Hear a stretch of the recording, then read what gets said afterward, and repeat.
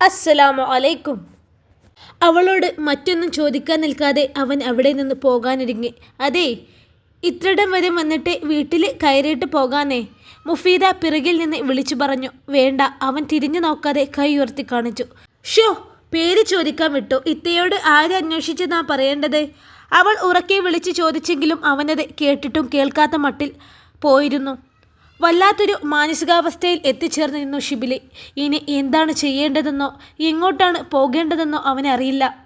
അവളെ ഇനി എവിടെ പോയി തിരയുമെന്നും അറിയില്ല. അവളെ ഒന്ന് കാണാതെ ഉമിത്തിയിലെന്ന പോലെ ഉരുകിക്കൊണ്ടിരുന്നു അവൻ്റെ മനസ്സ്. അവൻ നേരെ ഷോപ്പിലേക്കാണ് പോയത്. അവൻ്റെ വരവ് കണ്ടപ്പോഴേ നല്ല മൂഡിലല്ലെന്ന് അലിക്കയ്ക്ക് മനസ്സിലായി. തലവേദന കുറഞ്ഞല്ലേ ഷിബി? അയാൾ ആദ്യയോടെ തിരക്കി. എന്തോ ചിന്തയോടെ വരുന്നവൻ അലിക്കയുടെ ചോദ്യം കേട്ടെന്ന് ഞെട്ടിയിരുന്നു. എന്തോ അവനോട് വല്ലാത്തൊരു വാത്സല്യമാണ് അയാൾക്ക്.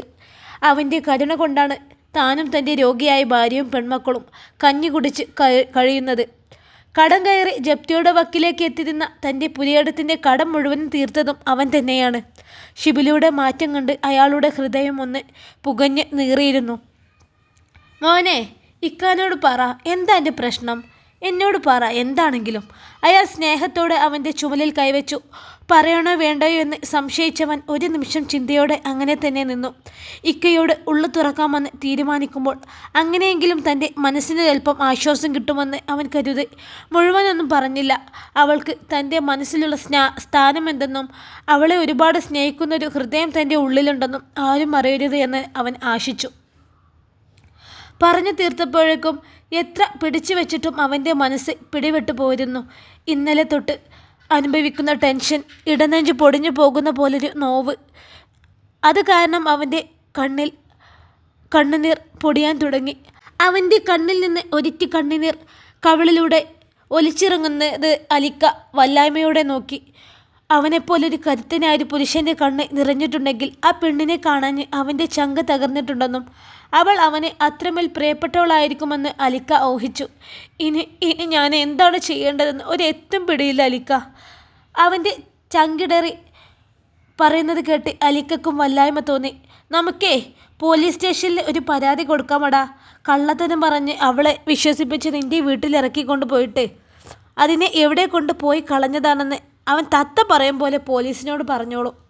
അലിക്ക പറഞ്ഞു. അതിനു മുമ്പേ എനിക്ക് ആ പുന്നാര മോനെ കാണണം. അവൻ്റെ കുത്തിനെ പിടിച്ച് ഞാൻ പറയിപ്പിച്ചോളാം അവൻ അവളെ എന്ത് ചെയ്തെന്ന്. അവൻ്റെ മുഖത്തും സങ്കടം മാറി. അതേ നിമിഷം തന്നെ അവിടെ ദേഷ്യം ഇടം പിടിച്ചിരുന്നു. മോനെ, കയ്യാങ്കളൊന്നും വേണ്ടട്ടാ. ആ പെണ്ണ് ഇപ്പോഴും അവൻ്റെ ഭാര്യ തന്നെയാണെന്ന് ഓർമ്മ വേണം. അവൻ്റെ മഹറിന് അവകാശി.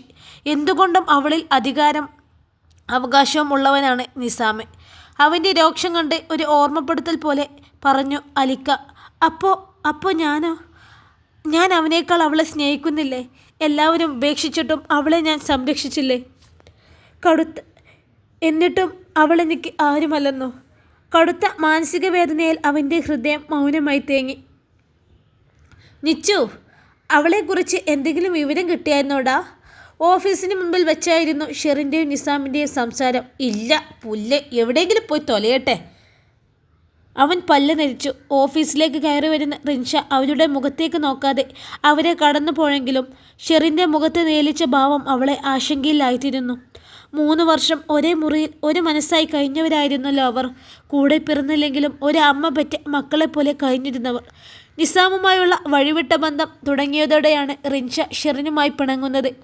അവൾ മറ്റേതെങ്കിലും ഒരു പുരുഷനെയാണ് പ്രണയിക്കുന്നതെങ്കിൽ റിൻഷ അവളെ പിന്തുണച്ചേനെ. തൻ്റെ പാതിയെ മറിച്ച് ഷെറിനുമായുള്ള അവിഹിതം സൂക്ഷിക്കുന്ന നിസാമിനെ അവൾക്ക് കടുത്ത വെറുപ്പ് തന്നെയായിരുന്നു. സിറ്റി ഹോസ്പിറ്റലിനടുത്തുള്ള മറ്റൊരു വാടകമുറിയിലേക്ക് താമസം മാറിയെങ്കിലും തൻ്റെ കൂട്ടുകാരിയുടെ മേൽ എപ്പോഴും റിൻഷയുടെ ഒരു കണ്ണുണ്ടെന്നതായിരുന്നു സത്യം. അതുകൊണ്ടാണ് അവരുടെ സംസാരത്തിന് ചെവിയോർത്ത് മറഞ്ഞു നിന്നതും. അങ്ങനെയല്ല നിച്ചു, റസിയെ നമ്മൾ കണ്ടെത്തിയില്ലെങ്കിൽ പ്രശ്നമല്ലേ? അവൾ ആ കുഞ്ഞിനെ പ്രസവിച്ചാൽ അതിൻ്റെ വേര് തേടി നിൻ്റെ മുമ്പ് തന്നെ വരും നിന്നോട് പകരം ചോദിക്കാൻ. ഇനി അവൾക്ക് ജീവൻ എടുക്കാനെങ്ങാനും തോന്നിയാൽ അപ്പോഴും പോലീസ് നിന്നെ അന്വേഷിച്ചേ വരൂ നിസാമേ. എന്തായാലും നമുക്ക് അവളെ കണ്ടുപിടിച്ചേ പറ്റൂ. ഷെറിൻ്റെ സംസാരത്തിലെ ചതിച്ചൂര് മണത്തതും റിൻഷ കാതു കൂർപ്പിച്ചു പിടിച്ചു. അതോർത്ത് നീ പേടിക്കണ്ട ഷിറിൻ, അവളെങ്ങാനും ജീവനൊടുക്കിയാലേ ഞാൻ ആ ഷിബിലിയുടെ തലയിലെ കെട്ടിവെക്കും. ഇരിക്കട്ടെ ആ ഭാരം കൂടി അവൻ്റെ തലയിൽ. അവൻ്റെ വക്രിച്ചു പോയ ചുണ്ടൻ കോണിൽ കൗശലം നിറഞ്ഞൊരു ചിറി തെളിഞ്ഞു. അതല്ല, അവൾ എന്നോട് പ്രതികാരം ചെയ്യാൻ വേണ്ടി വരികയാണെങ്കിൽ അവളെ എൻ്റെ കയ്യിൽ കിട്ടിയാലുണ്ടല്ലോ, ആ നിമിഷം തന്നെ അവളെയും അവളെ ആ പരട്ട കുഞ്ഞിനെയും ഞാൻ പരലോകത്തേക്ക് അയക്കും.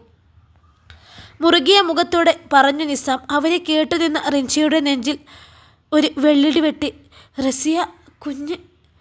അവരുടെ വായിൽ നിന്ന് ചിതറിത്തെറിച്ച വാക്കുകളെല്ലാം ചേർത്ത് വായിക്കാൻ ശ്രമിച്ചതും നടുക്കത്തോടെ നെഞ്ചിൽ അവൾ കൈവച്ചു. ഒരുപാട് സംശയങ്ങൾ അവളുടെ ഉള്ളിൽ നുരഞ്ഞ് പതയായി പൊന്തി. അവൾ പെട്ടെന്ന് തന്നെ ബാഗ് തുറന്ന് ഫോണെടുത്തു. സ്നേഹ എന്നെഴുതിയ നമ്പറിലേക്ക് ഡയൽ ചെയ്തുകൊണ്ട് ഒരു ഒഴിഞ്ഞ കോണിലേക്ക് മാറി നിന്നു. ഷിറിൻ്റെയും നിസാമിൻ്റെയും കണ്ണുകൾ തൻ്റെ നേർക്ക് വീഴുന്നില്ലെന്ന് തിരിഞ്ഞു നോക്കി ഒന്ന് ഉറപ്പുവരുത്തിയിരുന്നു അവൾ. സ്നേഹ. മറുപുറത്തവൾ കോളെടുത്തു എന്ന് മനസ്സിലായതും കിതപ്പോടെ വിളിച്ചു റിൻഷ. അവൾ എണീറ്റു സ്നേഹ. ചുണ്ടിനു മീതെ പൊടിഞ്ഞ വിയർപ്പ് ഒപ്പുന്നതിനിടയിൽ ചോദിച്ചു റിൻഷ. എണീറ്റു. ഒരു തുള്ളി വെള്ളം പോലും അകത്തേക്ക് ഇറക്കാതെ ഒരേ ഇരിപ്പാണ് റിൻഷ. ഞാൻ തിരിച്ചും മറിച്ചും ചോദിച്ചിട്ടും ഒരക്ഷരം അവൾ വായിൽ നിന്ന് വരുന്നില്ല. ഈ വള്ളിക്കെട്ട് അവസാനം നമുക്ക് തലവേദനയായോ റിനോ? ഉള്ളിലെ ആശങ്ക മറച്ചു വെക്കാതെ ചോദിച്ചു സ്നേഹ. നീ ഇനി അവളോട് ഒന്നും ചോദിക്കണ്ട സ്നേഹ, ഞാൻ അങ്ങോട്ട് വരുന്നുണ്ട് കേട്ടോ. എന്ത് തീരുമാനിച്ചുറപ്പിച്ചതുപോലെ പറഞ്ഞു റിൻഷ. അപ്പോൾ നീ ഇന്ന് ലീവ് എടുക്കാണോ? സ്നേഹ തിരികെ. ഞാനിപ്പോൾ തന്നെ അങ്ങോട്ട് വരാം. റിൻഷ ഫോൺ കട്ട് ചെയ്ത് കളഞ്ഞു. ഫോൺ വെച്ചതിന് ശേഷം സ്നേഹ റൂമിനകത്തേക്ക് ഒന്ന് തല നീട്ടി. ജനൽ കമ്പികളിൽ പിടിച്ച് പുറത്തേക്ക് മിഴിന്നിട്ട് നിൽക്കുന്ന രൂപത്തെ കണ്ടതും അവളൊന്ന് നിശ്വസിച്ചു. ഓഫീസിൽ നിന്നിറങ്ങി പുറത്ത് നിർത്തിയിട്ടിരിക്കുന്ന തൻ്റെ സ്കൂട്ടിയുടെ നേർക്ക് നടക്കുമ്പോൾ റിൻഷയുടെ മനസ്സിൽ മുഴുവൻ ആ പെണ്ണ് നിറഞ്ഞു നിന്നു. മഞ്ഞുതുള്ളിയുടെ നിറമലുമുള്ള ഒരു പെണ്ണ്. അവൾ ആരാണെന്നോ എവിടത്തെയാണെന്നോ അറിയില്ല. ഇന്നലെ എന്തോ കണ്ടു ഭയന്ന് വിറച്ച് തൻ്റെ റൂമിലേക്ക് ഒരു നനഞ്ഞ പക്ഷിക്കുഞ്ഞിനെ പോലെ ഓടി കയറി വന്നതായിരുന്നു അവൾ. എന്നെ രക്ഷിക്കണം, എൻ്റെ കുഞ്ഞിനെ അയാൾ കൊല്ലും. തൻ്റെ മുൻപിൽ കൈകൂപ്പി നിന്ന് അവളത് പറയുമ്പോൾ ഉള്ളിലെ അടങ്ങാത്ത ഭയം കാരണം അവളുടെ ദേഹം വിറക്കുന്നുണ്ടായിരുന്നു. കണ്ണുനീരിൽ കഴുകി എടുത്തതുപോലെയുള്ള ആ മുഖത്ത് വല്ലാത്തൊരു ഭയം നീലിച്ചിരുന്നു. അവളുടെ നിറഞ്ഞ മിഴികൾ കണ്ട് അലിവ് തോന്നിപ്പോയി. എന്നാലും ആരാണെന്നോ എന്താണെന്നോ അറിയാത്ത ഇന്നത്തെ കാലത്ത് ഒരാളെ വിശ്വസിക്കാൻ പ്രയാസമാണല്ലോ. നീ ആരാ? എന്തിനാണ് ഇങ്ങോട്ട് വന്നത്? ആരെയാണ് നീ ഭയക്കുന്നത്? ഗൗരവം വിടാതെ അവളെ നോക്കി ചോദിക്കുമ്പോൾ ആരോ പുറകെയുണ്ടെന്ന പോലെ അവൾ ഭീതിയോടെ തിരിഞ്ഞു നോക്കിക്കൊണ്ടിരുന്നു. എന്നെ അവർ കണ്ടാൽ എൻ്റെ കുഞ്ഞിനെ. ഡോറിനടുത്തേക്ക് ചുണ്ടി വിക്കലോടെ എന്തോ പറയാൻ ശ്രമിക്കുന്നതിനിടയിൽ അവളുടെ മിഴികൾ കൂമ്പി അടഞ്ഞുപോയി. ഒരു ഭാരമില്ലാത്ത തൂവൽ പോലെ അവൾ നിലത്തേക്ക് കുഴഞ്ഞ് വീഴാനഞ്ഞതും വീഴും മുമ്പേ അവളെ തൻ്റെ നെഞ്ചോട് ചേർത്ത് പിടിച്ചിരുന്നു. അവളെ എങ്ങനെയോ താങ്ങിപ്പിടിച്ച് ബെഡിലേക്ക് കിടത്തിയ ശേഷം ഫോണെടുത്ത് സ്നേഹയെ വിളിക്കുകയായിരുന്നു. ഇന്നിപ്പോൾ ഷെറിൻ്റെയും നിസാമിൻ്റെയും സംസാരങ്ങൾ കൂടി കേട്ടപ്പോൾ ഒരുപാട് സംശയങ്ങൾ കടന്നൽ കൂടി ഇളകിയതുപോലെ തലക്കകത്ത് ഇരുമ്പി മറിയുകയാണ്. വേഗമൊന്ന് വീടെത്തിയാൽ മതിയെന്നായിരുന്നു റിൻഷയ്ക്ക്. എവിടെ? ആളെവിടെ? ഡോർ തുറന്ന് അകത്തേക്ക് ചെന്നതും റിൻഷ സ്നേഹയോട് ചോദിച്ചു. സ്നേഹ ചൂണ്ടിക്കാണിച്ചെടുത്ത് നോക്കിയതും ഏതോ ഒരു ഓർമ്മയിൽ ജനാലയിലേക്ക് നെറ്റിമുട്ടിച്ച് നിൽക്കുന്നവളെ. അവൾ ആ നിമിഷം കടുത്ത ദുഃഖം അനുഭവിക്കുന്നുണ്ടെന്ന് തോന്നി. റസിയ! പെട്ടെന്ന് തന്നെയാരോ വിളിച്ചതറിഞ്ഞ് റസിയ ഞെട്ടിത്തിരിഞ്ഞു നോക്കി. റസിയ! റിൻഷ വെറുതെ ഒന്ന് എറിഞ്ഞു നോക്കിയതാണ്. തൻ്റെ ഉള്ളിൽ കുമിഞ്ഞുകൂടിയ സംശയങ്ങളെല്ലാം സത്യമാക്കും വിധമായിരുന്നു അവളുടെ മുഖത്തെ ആ നെട്ടലും ഭാവവും. റിൻഷയാണ് തന്നെ വിളിച്ചതെന്നറിഞ്ഞതും റസിയുടെ മുഖത്തൊരു അവിശ്വസനീയത തെളിഞ്ഞു. ഇവളെങ്ങനെ എൻ്റെ പേര് മനസ്സിലാക്കി എന്നൊരു ഭാവം. ഡേ, നിനക്ക് അവളെ അറിയാവോ? സ്നേഹ ശബ്ദം മടക്കി ചോദിച്ചു. നീ എനിക്ക് നല്ലൊരു ചായ ഉണ്ടാക്കി തന്നെ സ്നേഹ.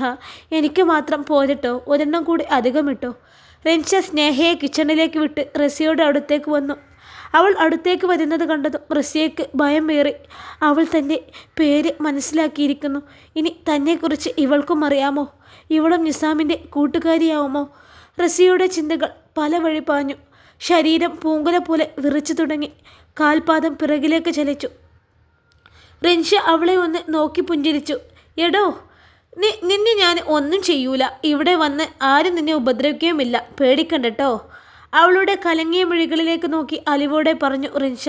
എടോ, ഒന്ന് മാത്രം എനിക്കറിയാൻ താല്പര്യമുണ്ട്. ആരെയാണ് താൻ ഇത്ര പേടിക്കുന്നത്? തൻ്റെ ജീവിതത്തിൽ എന്തൊക്കെയോ ദുരന്തങ്ങൾ സംഭവിച്ചിട്ടുണ്ടെന്ന് തോന്നുന്നു. എന്നോട് ഷെയർ ചെയ്യാൻ കഴിയുന്നതാണെങ്കിൽ പറയടോ. തനിക്കെന്നെ പൂർണ്ണമായിട്ടും വിശ്വസിക്കാം. എന്നാൽ കഴിയും പോലെ ഞാൻ നിന്നെ സഹായിക്കുകയും ചെയ്യും. അവളുടെ കണ്ണീർ നനവുള്ള മുഖത്ത് തന്നെ മിഴിയുറപ്പിച്ച് റിൻഷ തൊട്ടു മുമ്പിൽ വന്നുകൊണ്ട് പറഞ്ഞു. അവളുടെ ആ വിടർന്ന കണ്ണുകളിൽ വേദനയുടെ തിര ഇളകി മറിയുന്നൊരു കടൽ റിൻഷയ്ക്ക് കാണാമായിരുന്നു. അപ്പോഴേക്കും സ്നേഹ ഏലക്ക ചേർത്ത് ചൂട് ചായയുമായി വന്നു. റിൻഷ തന്നെയാണ് അതിലൊരെണ്ണം എടുത്ത് റസിയക്ക് കൊടുത്തത്. ആദ്യം നീ ഇത് കുടിക്ക്. അവൾ സ്നേഹത്തോടെ കൊടുത്തപ്പോൾ റസിയ നിരച്ചില്ല. തൻ്റെ മുമ്പിൽ നിന്ന് ഏലക്ക ചായ ഊതിക്കൊടുക്കുന്ന പെൺകുട്ടിയെ നോക്കുമ്പോൾ റിൻഷയുടെ കണ്ണുകളിൽ അലിവൂറി. ഇനി പറ റസിയ, ആരെയാണ് താൻ ഇത്ര ഭയപ്പെടുന്നത്? അവൾ സ്നേഹത്തോടെ തിരക്കി. എൻ്റെ ഭർത്താവിനെ തന്നെ. അയാളെ എനിക്ക് ഭയമാണ്. അയാൾ എൻ്റെ കുഞ്ഞിനെ കൊന്നുകളയും. വല്ലാത്തൊരു ഭാവത്തോടെ പറയുന്നതിനോടൊപ്പം റസിയയുടെ കൈ അവളുടെ വയറിലമർന്നു. റിൻഷയുടെ മിഴികളും അങ്ങോട്ടെത്തി. താൻ പ്രഗ്നൻ്റ് ആണെന്നോ? റിൻഷ അമ്പരപ്പോടെ ചോദിച്ചു. അതേ എന്ന് തലയാട്ടുമ്പോൾ റസിയയുടെ കണ്ണിൽ നിന്ന് കണ്ണുനീർ പൊഴിഞ്ഞു വീണു. നിസാമിൻ്റെ മഹർ ഏറ്റുവാങ്ങിയതു മുതൽ താൻ ഈ നിമിഷം വരെ അനുഭവിക്കേണ്ടി വന്നതൊക്കെയും റസിയ പറഞ്ഞു തുടങ്ങി. സ്നേഹയും റിൻഷയും പകപ്പോടെ അവൾ പറയുന്നതോരോന്നും കേട്ടു നിന്നു. എന്തെല്ലാം വേദനകളാണ് അവൾ സഹിച്ചത്. കരുണ തോന്നിപ്പോയി അവർക്ക് ആ പെണ്ണിനോട്. അതിനോടൊപ്പം അവളെ ഇത്രയും ക്രൂരമായി ദ്രോഹിച്ച അവളുടെ ഭർത്താവിനോട് കടുത്ത വെറുപ്പും ദേഷ്യവും. ഇന്നലെ അയാളെ ചതി അറിയാതെയാണ് ഞാൻ ആളുടെ കൂടെ ഹോസ്പിറ്റലിലേക്ക് വന്നത്. എൻ്റെ കുഞ്ഞിനെ ഇല്ലാതാക്കാനാണെന്ന് കൊണ്ടുവരുന്നതെന്ന് അറിഞ്ഞിരുന്നെങ്കിൽ ബാക്കി പറഞ്ഞു തീർക്കാൻ കഴിയാതെ റസ്യ മുഖം പൊട്ടിക്കരഞ്ഞു പോയി. തൻ്റെ ഭർത്താവെന്ന് പറയുന്നവൻ ഇയാളാണോ? റിൻഷ തൻ്റെ ഫോണിലെ ചിത്രം റസ്യയെ കാണിച്ചു. നിസാം. ആ ചിത്രത്തിലേക്ക് നോക്കിയതും അവളൊന്ന് ഉലഞ്ഞുപോയി.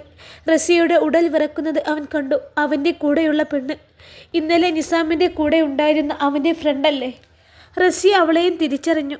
അവളുടെ കണ്ണിലെരിയുന്ന ഭയത്തിൻ്റെ ആഴം റിൻഷയും സ്നേഹവും മനസ്സിലാക്കിയിരുന്നു. അവൾ എത്രമേൽ നിസാമിനെ ഭയക്കുന്നുണ്ടെന്ന്. ഇത് നിസാം, അവൻ്റെ കൂടെ നിൽക്കുന്നവളെ തനിക്ക് അറിയോ? റിൻഷ ചോദിച്ചതും അവൾ അറിയാമെന്ന് തല അനക്കി. അയാളുടെ ഫ്രണ്ട്. ഇന്നലെ ഹോസ്പിറ്റലിൽ അയാളുടെ കൂടെ ഇവളും ഉണ്ടായിരുന്നു. റസിയ വരണ്ടു പോയ ചുണ്ടുകൾ വിറയലോടെ ചലിച്ചു. ഷിറിൻ അവൻ്റെ ഫ്രണ്ട് മാത്രമല്ല റസിയ, അവൻ്റെ കാമുക കൂടിയാണ്. തന്നെയും തൻ്റെ കുഞ്ഞിനെയും ഇല്ലാതാക്കിയതിന് ശേഷം ഒരുമിച്ച് ജീവിക്കാനാണ് അവരെ പ്ലാൻ. റിൻഷ പറയുന്നത് കേട്ട് റസിയ കൂടുതൽ ഞെട്ടി. അവളുടെ നെഞ്ചിലൂടെ ഒരു മിന്നൽപ്പിണർ പാഞ്ഞു. ഹൃദയം പിഴുതുമാറ്റുന്ന പോലൊരു വേദനയാൽ അവളൊന്ന് ഞെരുങ്ങിപ്പിടഞ്ഞു. ചതിക്കുമേൽ ചതി. തളർച്ചയോടെ റസിയ ഭിത്തിയിലേക്ക് ചാരി. തണുത്തുറഞ്ഞതുപോലെ അവളുടെ ദേഹം മരവിച്ചു പോയി. Razia, are you okay?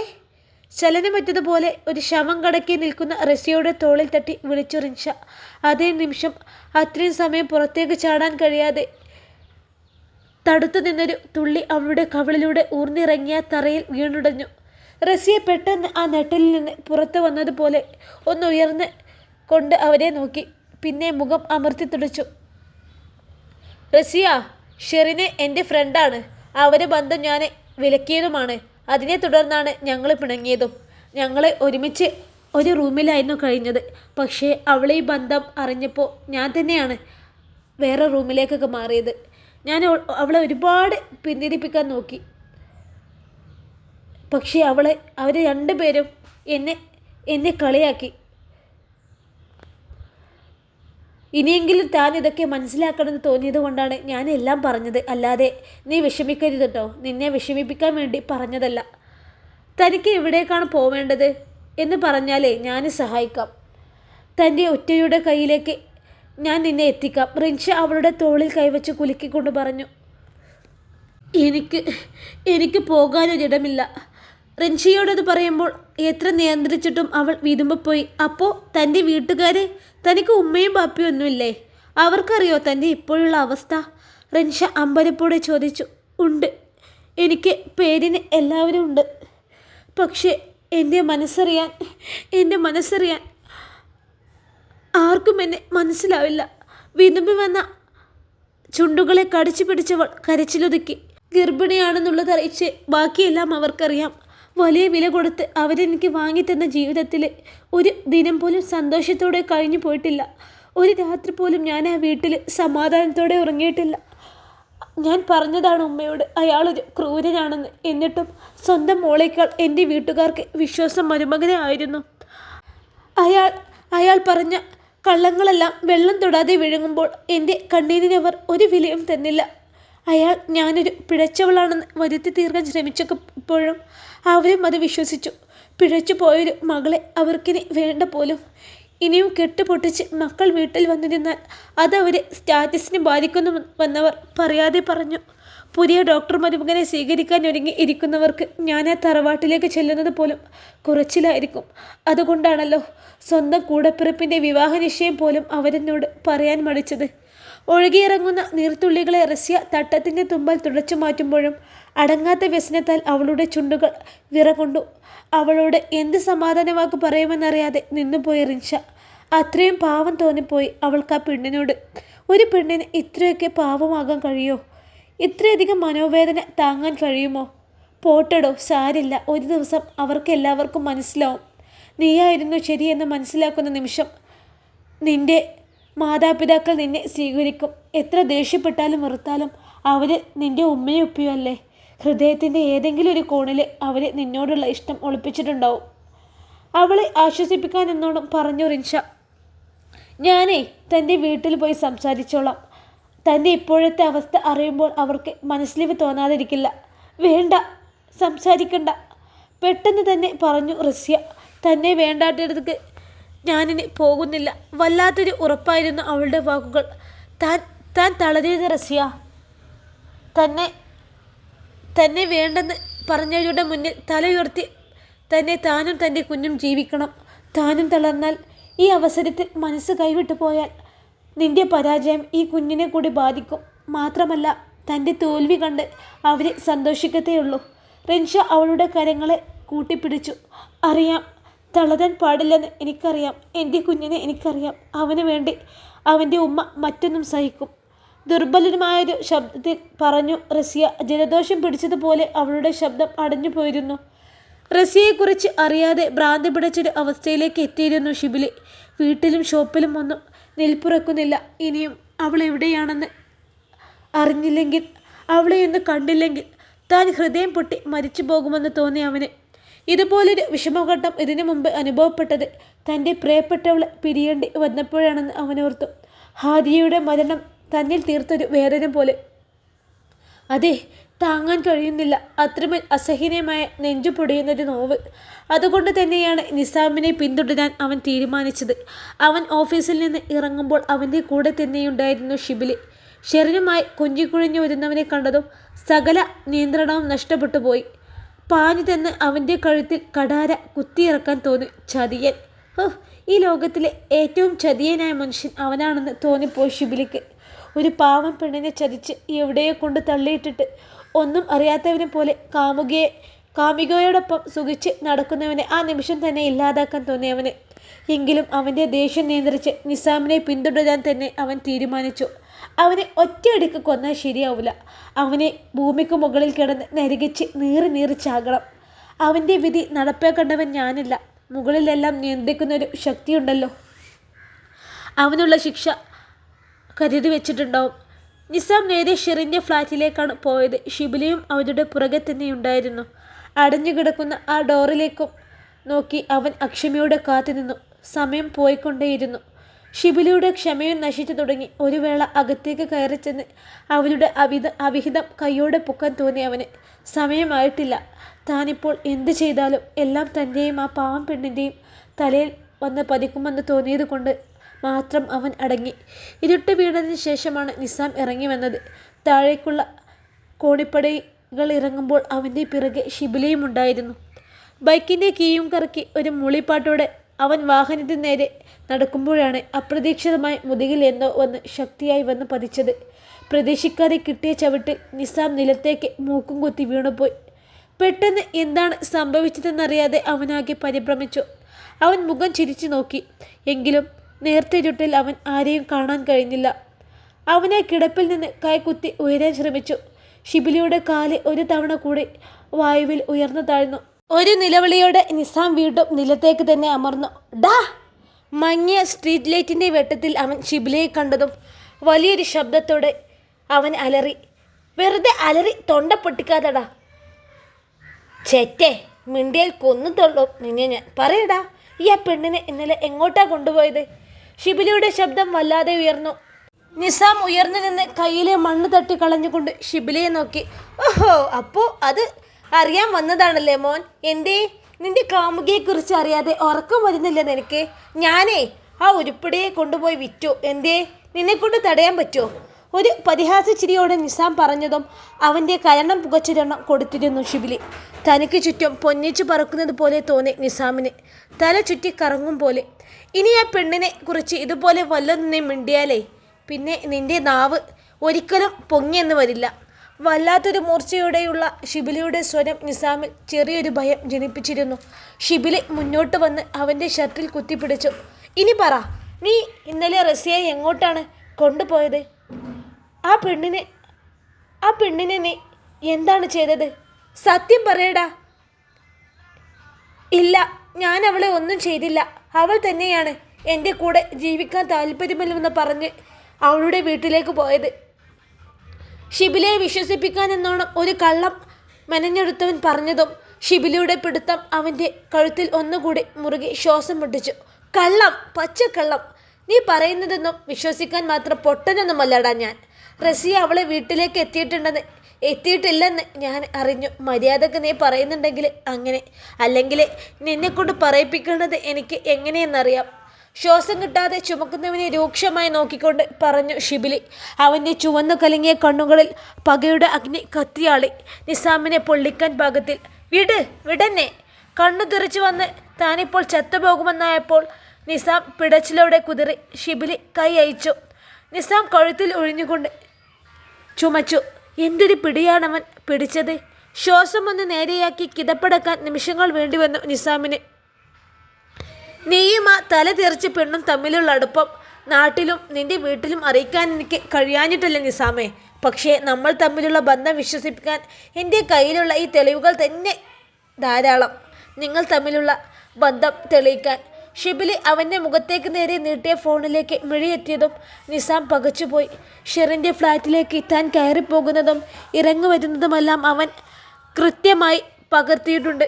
നിസാമേ, കാമുകിയോടൊപ്പം സുഖിക്കാൻ വേണ്ടി ഭാര്യയെ നീ ചവിട്ടി പുറത്താക്കിയതാണെന്നും അവളെ മേൽ ചാർത്തിയ കുറ്റങ്ങളൊക്കെയും അവളെ ഒഴിവാക്കാൻ വേണ്ടി നീ മെനഞ്ഞെടുത്ത നുണകളാണെന്നും ബോധ്യപ്പെട്ടാൽ അറിയാലോ, ചെറുകുന്നത് തറവാട്ടുകാരെ നിന്നെ വെട്ടിയരിയും. ഷിബിലി പറയുന്നത് കേട്ട് നിസാമിൻ്റെ നെഞ്ചിലൊരു നടുക്കം വന്നുടക്കി. ശരിയാണ്, റസിയയുടെ വീട്ടുകാർ സത്യങ്ങൾ അറിഞ്ഞാൽ പിന്നെ തൻ്റെ ജീവനെടുക്കാനും മടിക്കില്ല. റസിയ ഉപേക്ഷിച്ചെങ്കിലും അവളുടെ ബാപ്പയുമായി താനിപ്പോൾ ബന്ധം സൂക്ഷിക്കുന്നുണ്ട്. മകൾ തന്നോട് ചെയ്ത ക്രൂരതകൾക്കുള്ള നഷ്ടപരിഹാരം എന്നോണം അയാൾ ചെയ്തു തരുന്ന സഹായങ്ങൾ കൈനീട്ടി വാങ്ങിക്കാറുമുണ്ട്. ഈ ചതിയെല്ലാം അയാൾ അറിഞ്ഞാൽ ആ ഓർമ്മയിൽ പോലും അവൻ്റെ ദേഹമൊന്ന് പിടഞ്ഞു. ഞാൻ പറയാം, താൻ ഈ വീഡിയോ ഡിലീറ്റ് ചെയ്യണം. നിസാം വല്ലാതെ വെപ്രാളം പൂണ്ടു. റസിയെ ഞാൻ ഒന്നും ചെയ്തിട്ടില്ല. ഇന്നലെ ഞാൻ അവളെയും കൊണ്ട് ഹോസ്പിറ്റലിലേക്ക് വന്നു എന്നത് ശരിയാണ്. തന്തയാരെന്ന് അറിയാത്ത ആ കുഞ്ഞിനെ നമുക്ക് വേണ്ട എന്നും അതിനെ ഒഴിവാക്കിയാൽ ഇനി നമുക്ക് ഒരുമിച്ച് ജീവിക്കാമെന്നും ഞാൻ അവളോട് പറഞ്ഞിരുന്നു. കുറ്റവാളിയെപ്പോലെ മുഖം കുനിച്ചു കൊണ്ട് പറയുന്നവനെ ഷിബിലി ഒന്ന് ഏറുകൊണ്ടിട്ട് നോക്കി. സ്ട്രീറ്റ് ലൈറ്റിൻ്റെ അരണ്ട വെളിച്ചത്തിലും അവൻ്റെ കവിളുകൾ ദേഷ്യം കൊണ്ട് വിറക്കുന്നത് നിസാം കണ്ടു. അത് കേട്ട് റസിയ വയലൻ്റായി. എന്ത് ചെയ്താലും കുഞ്ഞിനെ ഇല്ലാതാക്കാൻ അവൾ സമ്മതിക്കില്ലെന്ന് പറഞ്ഞു കരഞ്ഞു. കുഞ്ഞിനെയാണോ എന്നെയാണോ നിനക്ക് വേണ്ടതെന്ന് ഞാൻ ചോദിച്ചു. അവൾക്ക് എന്നെ വേണ്ട, കുഞ്ഞിനെ മതിയെന്ന് പറഞ്ഞു. അവളുടെ ഏതോ ഒരു ഫ്രണ്ട് ബാംഗ്ലൂരിലുണ്ടെന്നും അവളുടെ അടുത്തേക്ക് പോകുവാണെന്നും ഇനിയൊരിക്കലും ആ കുഞ്ഞിനെയും കൊണ്ട് എൻ്റെ മുമ്പിലേക്ക് വരില്ലെന്നും പറഞ്ഞാണ് അവൾ ഇന്നലെ ഹോസ്പിറ്റലിൽ നിന്നും ഇറങ്ങിപ്പോയത്. ഞാൻ കുറേ പുറകെ ചെന്നെങ്കിലും ഓളെൻ്റെ കൂടെ വരാൻ കൂട്ടാക്കിയില്ല. നിസാമിൻ്റെ വാക്കുകൾ ആത്മാർത്ഥമാണോ എന്ന് സംശയിച്ചു നിന്നു ഷിബിലി. അവൾ എങ്ങനെ നിൻ്റെ കൂടെ വരും? നീ ഉണ്ടാക്കിയ കുഞ്ഞ്, അതിൻ്റെ തന്തയാരെന്ന് ഇപ്പോഴും സംശയിക്കുന്ന നിന്നെപ്പോലെ ആണും പെണ്ണും കെട്ടവൻ്റെ കൂടെ മാനാഭിമാനമുള്ള ഏതെങ്കിലും ഒരു പെണ്ണ് വരുമോ? ഷിബിലിയുടെ ആ ചോദ്യത്തിൽ കടലാസ് പോലെ വിളറി വെളുത്തുപോയിരുന്നു നിസാം. അറിയാം, ആ കുഞ്ഞ് തൻ്റെയാണെന്ന് അവന് വ്യക്തമായിട്ടും അറിയാം. റസിയയിൽ തനിക്കുണ്ടായ കുഞ്ഞിനെപ്പോലും അവനെ വെറുപ്പാണ്. ഓർക്കാൻ തന്നെ അറപ്പാണ്. അതുകൊണ്ട് തന്നെയാണ് ആർക്കു മുന്നിലും അംഗീകരിച്ചു കൊടുക്കാത്തത്. അതിന് ആ കുഞ്ഞ് എൻ്റെയല്ലല്ലോ. നിസാം ശബ്ദം താഴ്ത്തിയാണത് പറഞ്ഞത്. വേണ്ട, എന്നോട് വേണ്ട നിന്റെ കള്ളം. ഷിബിലിയുടെ ശബ്ദം ഉയർന്നതും നിസാം പതർച്ചയോടെ മുഖം കുനിച്ചു. എല്ലാം ചെയ്തു വെച്ച് ഒരു പെണ്ണിനെ ഇത്രത്തോളം ചവിട്ടിയടിക്കാമോ? അത്രത്തോളം വേദന അവൾക്ക് നൽകിയിട്ട് ഒന്നും അറിയാത്തവനെ പോലെ പറയുന്നവനെ ആ നിമിഷം തല്ലിച്ചതക്കാനുള്ള ത്വര അവൻ്റെ ഓരോ അണുവിലും ഉണ്ടായിരുന്നു. എങ്കിലും അവൻ നിയന്ത്രിച്ചു നിർത്തി. നീ പറഞ്ഞതേ കണ്ണും പൂട്ടി ഞാൻ വിശ്വസിച്ചെന്ന് കരുതണ്ട നിസാമേ. ഞാൻ അന്വേഷിക്കും. ഈ പറഞ്ഞത് കള്ളാണെന്ന് അറിഞ്ഞാൽ നിന്റെ അന്ത്യം എൻ്റെ കൈകൊണ്ട് ആയിരിക്കും. അത് പറയുമ്പോൾ ഷിബിലി ചെറുതായെന്ന് കിതച്ചു. ഷിബിലി അവിടെ നിന്ന് പോയെങ്കിലും നിസാമിൻ്റെ ഉള്ളിൽ ചെറുതല്ലാത്തൊരു ഭയം പുകഞ്ഞു തുടങ്ങി. ഈ രക്ഷപ്പെടൽ താൽക്കാലത്തേക്ക് മാത്രമാണ്. റസിയ ബാംഗ്ലൂരിൽ എത്തിയിട്ടില്ലെന്നും അവൾക്ക് അവിടെയൊരു കൂട്ടുകാരിയില്ലെന്നും ഷിബിലി അറിയും വരേക്കുള്ളത് മാത്രം. അതിനു മുമ്പ് ആ നാശം പിടിച്ചവൾ എവിടെയുണ്ടെന്ന് കണ്ടുപിടിക്കണം. നിസാം ദേഷ്യത്തോടെ ഓർത്തു. ഇതേ സമയം റിൻഷിയുടെ റൂമിൽ കട്ടിലിൽ ചുരുണ്ടുകൂടി ഇരിക്കുകയായിരുന്നു റസിയ. സ്വന്തമെന്ന് പറയാൻ ഒരുപാട് പേരുണ്ടായിട്ടും ഒരു അനാഥയെപ്പോലെ അവൾ. പേരും പെരുമയും ഒരുപാടുള്ള ചെറുകുന്നത്ത് തറവാട്ടിലെ പെൺകുട്ടിയാണല്ലോ ഞാൻ. എന്നിട്ടും ഒരു അനാഥയെപ്പോലെ. നിർവികാരതയോടെ അവൾ ഓർത്തു. മനസ്സ് തീർത്തും മരവിച്ചിരിക്കുന്നു. ഇനിയുള്ള തൻ്റെ ജീവിതം എവിടേക്ക് അവൾക്കറിയില്ല. കരഞ്ഞു കരഞ്ഞു കണ്ണുനീര് വറ്റിപ്പോയതാണോ, അതോ ഇനിയൊരു തുള്ളി കണ്ണുനീർ പൊഴിക്കില്ലെന്ന് കണ്ണുകൾ വാശി പിടിക്കുന്നതോ? ജീവനുള്ളൊരു ശവത്തെ പോലെ ഇരുന്നു റസിയ. കൺപോളകൾ ഇടയ്ക്ക് ചിമ്മി തുറക്കുന്നുണ്ടതാണ് അവൾക്ക് ജീവനുള്ളതിൻ്റെ ഏക അടയാളം. അവൾക്കൊരു ആശ്വാസത്തിനെന്നോണം റിൻഷയും അവളുടെ കൂടെ തന്നെ ഇരുന്നു. റസിയ, വാ, ഫുഡ് കഴിക്കാൻ വാ. മതി ഇങ്ങനെ ചടഞ്ഞു കൂടി ഇരുന്നത്. നീ ഇപ്പോൾ ഒരാളല്ല റസിയ. നിന്റെ വയറ്റുള്ളതിൻ്റെ വിശപ്പ് മാറണമെങ്കിലേ നീ തന്നെ കഴിക്കണം. സ്നേഹയാണ് ആ പറഞ്ഞത്. ആരോടും അത്ര പെട്ടെന്ന് അടുക്കാത്ത പ്രകൃതമാണ് സ്നേഹയ്ക്ക്. അതുകൊണ്ടാവും റസിയോടുള്ള അവളുടെ പെരുമാറ്റം കണ്ട് റിൻഷയ്ക്ക് തന്നെ അത്ഭുതം തോന്നിയത്. ഇൻഷാ അല്ലാഹ് ഈ കഥയുടെ ബാക്കി ഭാഗവുമായി നാളെ കാണാം. അസ്സലാമു അലൈക്കും. എല്ലാവരും ലൈക്കും കമൻറ്റും ചെയ്യണേ.